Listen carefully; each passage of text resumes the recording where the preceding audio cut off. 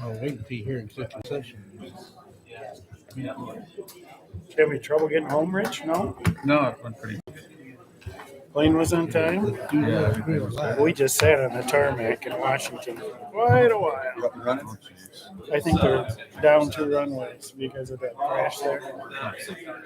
Yeah, we should probably get that clock done, whatever, because I'm seeing that we're less than a minute, and it looks like there's at least 2. I got 5:59. You have access to this pad and one copy. What's that? What these licenses. Yeah, I don't know anything about it. Are we moving on this tonight? Oh, It's on there.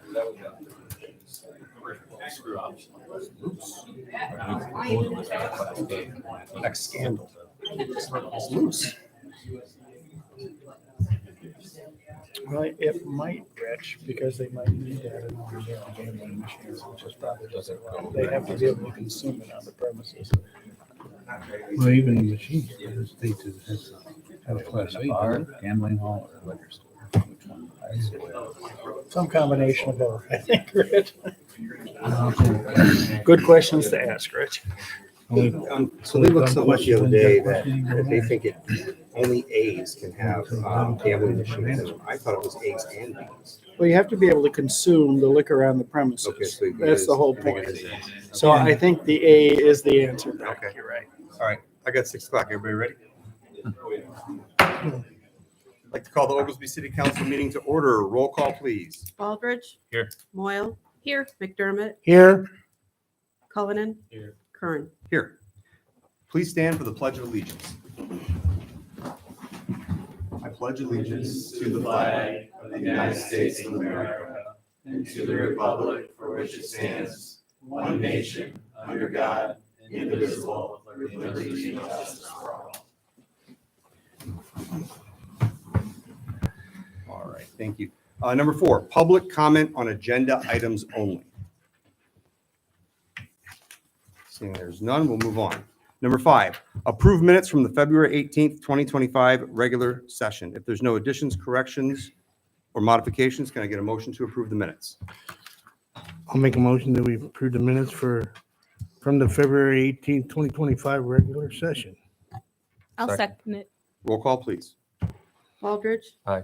Moyle. Aye. McDermott. Aye. Cullinan. Kern. Aye. Number 6, approve minutes from the February 18th, 2025 executive sessions. If there's no additions, corrections, or modifications, can I get a motion to approve the minutes? I'll make a motion. I'll second that motion. Roll call, please. Baldridge. Aye. Moyle. Aye. McDermott. Aye. Cullinan. Kern. Aye. Number 7, approve bills presented for payment in the amount of $160,060.55. If there's no additions, corrections, or modifications, can I get a motion to approve the bills? Make a motion to approve the bills. I'll second it. Roll call, please. Baldridge. Aye. Moyle. Aye. McDermott. Aye. Cullinan. Aye. Kern. Number 8, approve payroll for February 28th, 2025 in the amount of $65,292.98. If there's no additions, corrections, or modifications, can I get a motion to approve the payroll? I'll make a motion. I'll second that motion. Roll call, please. Baldridge. Aye. Moyle. Aye. McDermott. Aye. Cullinan. Aye. Kern. Aye. Number 9, place on file redevelopment agreement with KEI. So I was going to talk a little bit about this, but then I realized something today. KEI has not come out with their press release yet. So even though we shared some of the details with the council for a while ago, the details of this redevelopment agreement will be made public then. So I actually called, and I think Leah Erickson, were you going to come up and talk a little bit? That way you can kind of introduce a little bit about it. Wonderful, thank you. I'm gonna get the CFO on the phone, if that's all right. Oh, perfect. KEI companies, they are looking to get a redevelopment agreement. Do you have the button pressed forward? Just didn't pick up. Oh, your microphone. Your microphone, so that way they could That's bro. closer to the. Here, call on tech support. There you go. It's on. It's on. There might be a consulting fee now. It's on. It's all monthly invoice. You delayed. You got it. Okay, I have Paul Lessler on the phone. He's the CFO of KEI. Properties. Paul, do you want to talk a little bit about the project? Yeah, good evening. Good evening. Yeah, so I'm Paul. You're Just real quick on the project. So we're looking at expanding our operations for the company, largely on the energy or solar operations or solar EPC contractor. And we're looking at expanding into Illinois potentially, given all the business, the opportunity for the solar industry in the state of Illinois. We've had some pretty recent good luck working with a lot of the customers in the state of Illinois, and we're looking at expanding our business. And one of the options that we're looking at is the building that was purchased by our owner under a separate entity, but he purchased the building. We're contemplating doing a lease, doing a lot of infrastructure improvements on the building to help support our solar EPC business. We'd be looking at expanding roles, full-time employees, a number of full-time employees, both working in the building full-time, in the yard. We would have relocate, purchase some equipment to build out our operations there, and ultimately expand even more so in the state of Illinois. So we're looking for a tax increment to help subsidize some of the investment that we want to make into the building if we were to pursue entering the state and expanding in Oglesby. And I'm happy to answer any questions you guys have. Okay. It's about a $6.7 million project over the next few years of improvements they make to the property. Interior and exterior. Yeah. You want to go around the room and ask, do you have any questions you'd like to talk about or anything? Yeah, so one of the things that we were discussing prior to this meeting is about how many, and obviously things are probably up in the air to some extent right now still, but how many employees would we be looking at showing up to work every day and working in person in that office? Yeah, initially, like you said, it's really up in the air. But initially, we're going to want to get some people working in the yard. We would be purchasing equipment to expand operations there. So we'd be adding equipment. We'd need somebody to manage the yard. We'd need individuals full time in the office. So administration type positions, and then a lot of. Also looking at potential, we could either add in the state of Minnesota, where we currently have 2 office locations. We could continue to staff up our administrative or corporate support functions in the state of Minnesota, or with us expanding in Illinois, with a lot of our operations being a lot of potential in the state of Illinois, we would staff up some of those positions there. So, you may have accounting, HR, marketing, IT, those kind of operations, but certainly administrative, yard support. And then on top of that, we would be hiring project leadership. So we'd have construction managers, project managers, the jobs. Obviously, the physical construction would be out in a lot of the, in the area there. In the central part of Illinois, a lot of our solar projects, that's where the projects would be. But we would have project leadership that would be, project managers generally in the office, more so they'd be out on site sometimes. But yeah, we'd be looking at both field positions and office positions for the new hires we would be adding. Okay, thank you. Paragraph 7A of the agreement says that the developer agrees to employ a minimum of 20 full-time employees as of January 1st of 2026 through January 31st of 2030, and to further employ a minimum of 100 full-time employees as of January 1st, 2031 for the remainder of the years where the developer seeks reimbursement of the project costs. They have to certify that to the city every year. And if they don't, you can deny the reimbursement payment. But the language in there correct me if I'm wrong, but the language in there does just stipulate full-time employees, so they could theoretically be working out of that business as like a hub and out in the field, and Correct. no guarantee that they'd be working. Absolutely correct. Right. But they do have to certify that Sure. they are employing those people. We'll have some comments on that when it gets around, but okay. Well, do you have any questions? You said there were 2 other locations in Minnesota. Of the smaller location, how many are employed there? Let's see, in the state, we've got Goodhue, Minnesota is our headquarters. That's where the business started from back in 1988. So that's our headquarters. We've got a total right now of about 530 employees. In Goodhue, I would say we have about 120 positions, largely in the office, project managers.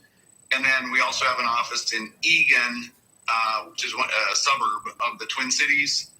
Eagan, we've probably got 30 full-time employees that work out of that office. And then, the other remaining 350 to 400 employees would be out in the field, working on our projects. McDermott? Well, I'd just like to know out of the 100 employees eventually that they're going to hire, are they going to be locally, or are you including your ones in the other states, or does that make any? They'd all be out of Illinois. They'd be out of Illinois. Yep. Okay. Yeah, they'd be employees in the state of Illinois. That's largely where we're getting our workforce. That's where we'd be building up our workforce from the state of Illinois. Yep. Okay. All right. That's Aldridge? what I want to know. No, I don't have anything. Thank you much. It was good to chat with you. I know some of the early conversations that we had was the approximations were about 150 employees over 5 years. That's why the redevelopment agreement is drafted. Obviously, we don't want to hold you to that number to continue to get your increment and your benefit. That's why it's listed at 20 employees per year for the first 5 years, and then maintaining 100. So basically, the benefit out of Oglesby, I mean, don't get me wrong, there's still a tax increment benefit that everybody will see over time. But the thing I think is really important for Oglesby is that's more families and more full-time jobs that's working in the area here. So to me, that's the benefit.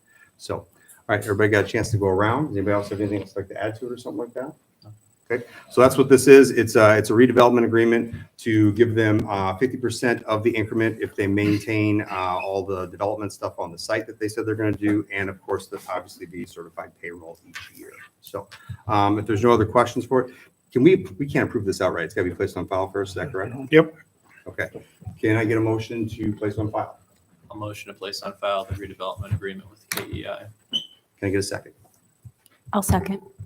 Roll call, please. Aldridge, Aye. Moyle, Aye. McDermott, Aye. Cullinan, Aye. Curran. Aye. All right. Thank you much. Welcome to Oglesby KEI.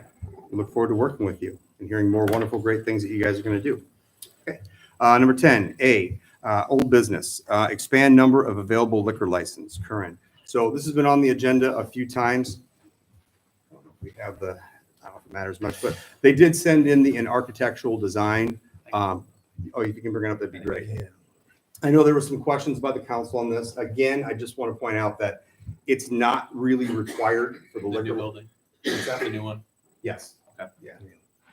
Let me just do this. You can go ahead. I'd do the one that has the square footage to show there, because that was the question the council You want had. that one or That's this one? that one. That one shows the new one. That was the concern that came up.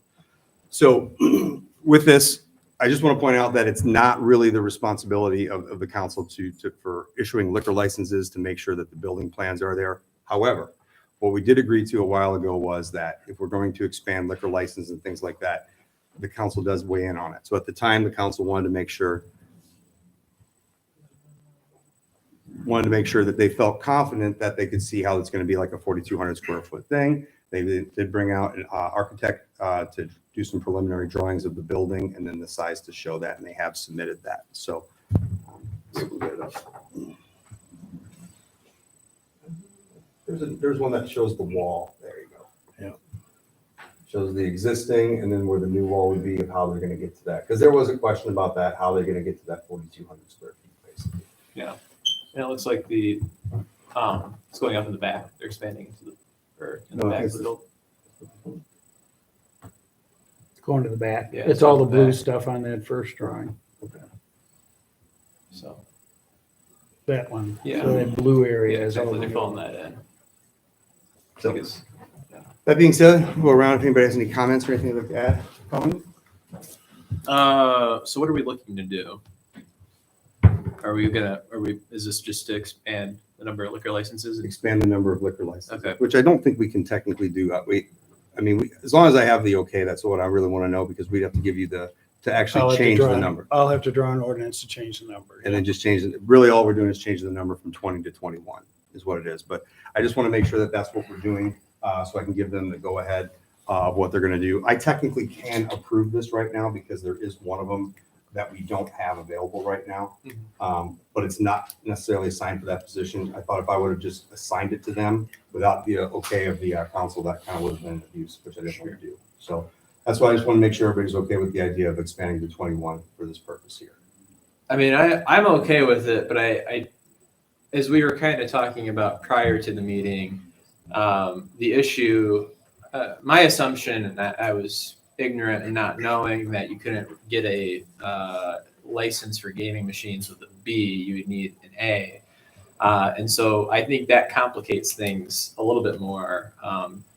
I don't necessarily have a problem. They didn't indicate to us at all that they were even planning on serving open containers at any point, but it would theoretically give them the legal ability to serve those open containers if they so wished.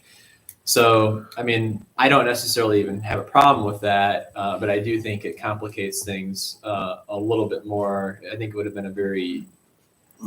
there would have been a lot less to consider if it was just solely a B. So, I'll wait to hear the rest of the council's opinion on this. I think it's kind of a dicey issue. Pat, that's a state statute that it has to be class A, or do we define what the Well, classes are? You define the classes, but in order for them to put gambling machines into the facility, they have to be able to purchase alcohol and consume it on the premises. Okay. That's a part of the state statute, I guess. So in order for them to have gambling licenses, they have to get an A license. Okay. Okay.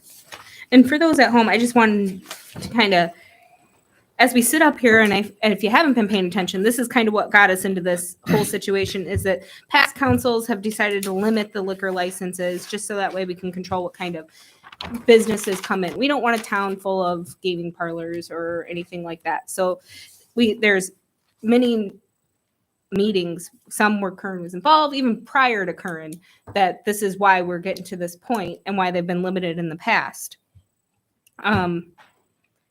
It does complicate things. I was really hoping that we could still have the gaming machines with a B. I really was excited about that. So I think there is a lot of benefits to the liquor store. I've talked to people in Lawson and Tonica who would rather drive to Oglesby to get liquor than all the way to LaSalle, Peru. If it is proposed to be bigger than Rudy's, I do think it has a lot of benefits. McDermott? Well, I'm all for giving them a B liquor license. I was unaware that they needed an A just to have a gambling machines. I wasn't aware of that. They can't have the gambling machines unless we give them an A license. Correct. That's all. Rich, do you have anything on that? They had that projected project. When do they expect it to be completed? I don't have that. Is the intention of this a liquor store, a gambling hall, a bar? What our Class A license entitles someone and shall only entitle them to having a primary business of consumption on the premises of a bar, tavern, restaurant, or similar established. That's the only eligibility for a Class A. For a Class B, the sale of alcohol is consumed off and shall be eligible. No employee, clerk, or person shall sell alcoholic beverages unless they are 18 years of age during hours allowed by this chapter. I feel that we need to address our licenses here because these don't comply. These aren't working that way. Yeah, that says nothing about So just having a gaming I on have there. I have the blueprint or whatever of how they want to set this up here. And so this would be the front door that faces like group beer stand direction. And it looks like they have display here, gaming room here, washroom here, coolers here, overstock back here, cigars here, and shelving here. Now this is before they gave. This is what they would do with the property that they have now before they add on to it. And so it doesn't appear as if there's any plans to sell open containers. Although I mean, register counter, you could theoretically sell it behind the counter as well, or I guess you could sell. You could sell tall boys or something like that, and they could maybe take them over to a machine or something of that nature. But doesn't appear as if they're planning on putting in any sort of a bar or anything of that nature at the current moment. But they obviously would have the ability to. Okay, how I look at it is, I've said it before, I mean, the market will take care of itself. They're coming in here, they're bringing in a liquor store, and it's going to be a very large liquor store. To me, this is kind of an easy, in my opinion, this is an easy decision to be made. I know that there is some weird things with our licenses that I really wish we could do. Like, for example, Those licenses were developed way before the gambling law. I know, came in. I know. Well, like, for example, a Class D is actually more expensive than a Class A, and I don't know why they have that. There is some goofy things with it. I don't know which elements we can control and which ones we can't, but if we can't control the poor one anyways, I don't know if it makes a difference for this situation here in the first place. So, my recommendation is we don't want to have business not come into town. We want them to be able to expand. We want them to do wonderful things. I know that there's been a lot of pressure put on the council by certain bar establishments that they think it's going to take away business from them. I compare this to Rudy's. I don't see Rudy's taking away business from bars necessarily. Granted, they do have a, what is it called? A pub room or something like that, which I think is great. Hopefully this place would even expand into that someday if they wanted to. That'd be great. I just like the idea that we are bringing in more sales tax that we don't normally have. It's another feature that just doesn't exist in Oglesby here. So, and the pictures that I've seen of their establishments online, they look clean, they look good. Two of them are massive. So, all right, go around the room. I would agree with you. I think it would be a great addition to the city of Oglesby.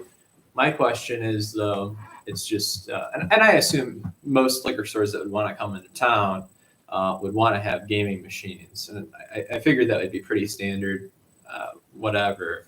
But is that really common practice at most of these liquor stores? I would assume probably. I don't know. I work at one, but we don't have any gaming machines in it. So I personally don't really have an issue with it. I don't know what other people think. I guess I'd prefer to issue a Class B, but if a liquor store is going to come into town and the only way that we can get one to come into town is by having gaming machines, I wouldn't necessarily be opposed to issuing a Class A. But it depends on what the rest of the council thinks. Okay. Anybody else? Well, I'm all for the B class, definitely. From what Rich just read, it's not a bar, it's not a restaurant. So where do we get the Class A? Well, that's, It technically is a bar, Mac. I mean, not in the traditional sense of the word, but Well, Legally speaking. a You have- gambling person can come in and order a drink, at least whatever they serve to gambling customers, and go Well, in there and okay. sit and drink a beer. I understand that, but when you go into a liquor store like Rudy's, you go in there, you pick up your item and you leave. If they got gambling machines, chances are they're just going to throw a couple bucks in there. They're still going to leave. Well, Otherwise, chances are you're their right. intent isn't to actually sit there and gamble and drink alcohol.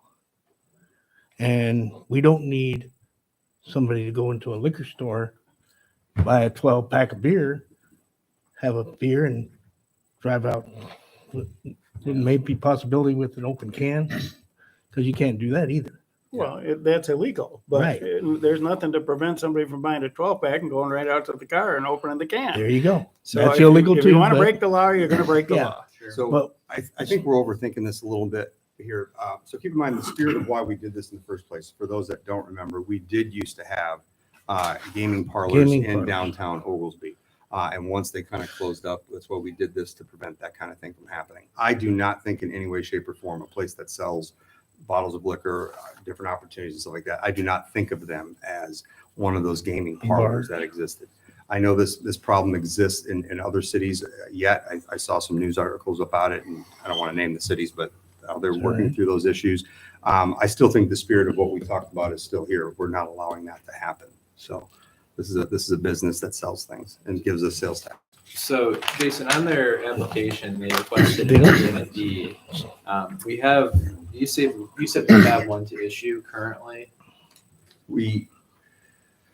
So it's complicated. So for those that don't know, I could have just used my own authority to grant this for them. But I feel if I would have done that, I would have been abusing my position of what I said in the past. The reason that is because there is no available liquor license right now. One of them is assigned to Jorge's. Jorge's is closed. The ruling is if an establishment is closed, the liquor commissioner can revoke that license and issue somewhere else. So I could do that. And that would give us still to our 20 is what I'm saying. So as far as, I don't know why on their liquor license, they put an A and a D. That'd be a question I'd have to have a conversation with them before anything would get issued. And then is Two Brothers going, do you have any idea if they're going to be using that liquor license? I heard that they are going to be putting, I believe they took out a packet for one, but they have not applied yet. So we would need to raise it. That's why we'd have to raise it regardless. Okay. So, But as of right now, you'd be content with an A and then talk to them about the D down the road. yeah, I really wish we could, I'll be honest, we probably do need to look at that. That doesn't make sense to me why a D is more expensive, yet it's more restrictive. I don't understand why that necessarily exists. I have to find out if that's a state statute regulation. I would probably doubt that, but I'd have to look at them. I haven't looked at your liquor license structure for probably a year and a half or 2 years. Yeah, there's some weird wording. So Class D says, I believe it says 40% of their business has to be something other than alcohol sales. So for example, the axe throwing place is a Class D liquor license because they have more revenue than that. But then I have questions like when it comes to like a restaurant, I'm sure, I don't know if food is considered in with the liquor or something like that, because if not, I'm sure Mr. Salsa's, for example, does not sell, a massive amount of alcohol compared to the amount of food that they sell. So some of these things probably should have been re-looked at, but I mean, these liquor licenses and stuff have been probably established for 50 years. So If we do make a modification to the classification system, does that grandfather the other ones in with what they already had and only goes forward, or how does that work? You mean if If we change the classification system for, Yes, they would be grandfathered in Okay. at least until the next application period. But we can't change the classification system in the way that we want to because state law stipulates that you have to For sell open gaming containers machines. for gaming Yeah. machines. give them 4 Right. ranges. Yeah. yeah. Okay. Yeah. Anybody else? So what are we passing this for? A bar, tavern, restaurant? What would be this That- classified as? That's not what, That's this exactly is what it just to expand the total number. Okay, and if we're going with a class A, it needs to be a bar, tavern, or restaurant. That's the only ones that they shall be eligible. Yeah. If it's a Well, class B, the Unless sale of we can alcohol is find- off the to be fair though, if you look at the list of businesses that do have class A's, you have Beck's on there, you have Love's on there, you have Beck's again on there, you have Speedway on there as well. So it's not necessarily, I 100% agree that these things at a state level should be separated. I don't know why they set it up that way. Maybe there's some logic to it that I'm not seeing, but the kind of hand that we're dealt is if they want gaming machines, they have to be in A. Now, with that being said, you look at Beck's, you look at, I don't know how many of these gas stations actually have gaming machines. I know Beck's does. But with that being said, how many of them are actually selling a large amount of open cans? I mean, I can't imagine that's a big chunk of their business. They might sell some, but I think I've seen coolers with some in there, but I can't imagine that they're selling a whole lot of it. I think they all do except for Casey's, and that's why you see Casey's as a B. I thought we had a second B, but apparently that's the only one.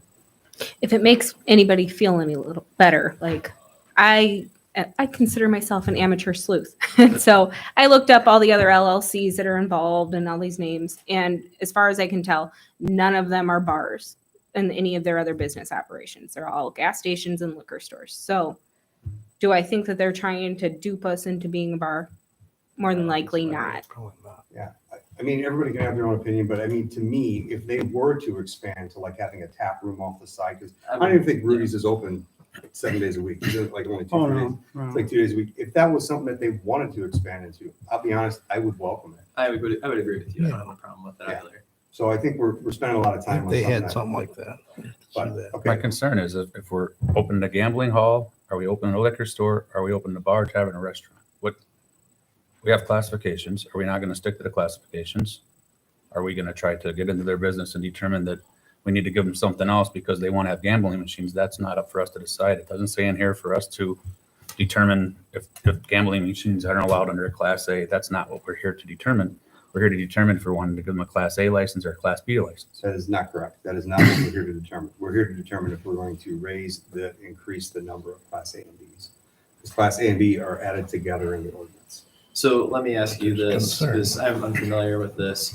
If we vote to expand the number of available liquor licenses, from what you suggested, you have the unilateral authority to issue those if there's one available. If it's available, that is Okay. correct. And that is why years ago, I thought it was not fair that one, I don't want to get into political, but Sure. I of don't course. believe one person should be able to have that kind of control over I would something agree like with that. you. That's why I wanted to put it down to a council level to determine. That way you can determine if another gaming parlor were to come into town. Or the example I think I used was, I don't know why Bex is, Dave and Buster's or something like that. Like if something like that were to come on the thing, that way we have the control of what we're going to allow or not. Past That was the purpose. Yeah, so past practice wise, I mean, Becky, I don't know if you know, did the council ever vote on issuing specific A, B, C, D licenses, or was it just the mayor that issued them if they were available? The mayor issued the liquor license as Okay. the liquor commissioner. He Sure. has that authority. So it was never a council discussion for any of these businesses. Well, it was a council discussion, but it wasn't specific to the type of liquor license. It appears from the previous minutes unless it wasn't It was just recorded. the number of licenses. The number of licenses. I can answer that, because I was on the council. So it's only ever come up one other time, where there was somebody that wanted to come in, but because of some other business practices that they had, that's the reason that the council did not vote to increase the number of liquor licenses. And that was the one question I did ask the gentleman here, which I feel confident is no longer a concern, so. So what is your goal here? To expand, just to expand it overall? Are you going to have like freedom to put 30 liquor licenses out? Are you just looking No, for just one? expand it by one, from 20 to 21. And that's the total of A and B together. Correct. It goes from 20 to 21. And it doesn't appear as if they would need a B. It would satisfy everything. So, I'll have to talk to them why they Yeah. D on the license. It doesn't make sense. So D would be a separate ordinance for the number. No, we have. It's A, B, C, D, all of them in one I don't even know if there's a ordinance. C for some reason. I don't think that might be a special class, I think. Yeah. C is a club license. I Yeah, was gonna say those are probably a like club your license. Legion, your Elks, your Knights of Columbus, that kind of stuff. Because I thought I saw that the ordinance for Ds was reduced to 2. It was 3, reduced to 2. Yeah. So, but if they submitted their application for an A and a D, can we modify it to just an A? Or do they need to Or just a resubmit B? a new application? Yeah, I don't know why it says A and D. I'd have to. Or amended it. well, list over, and yeah. if we add this, then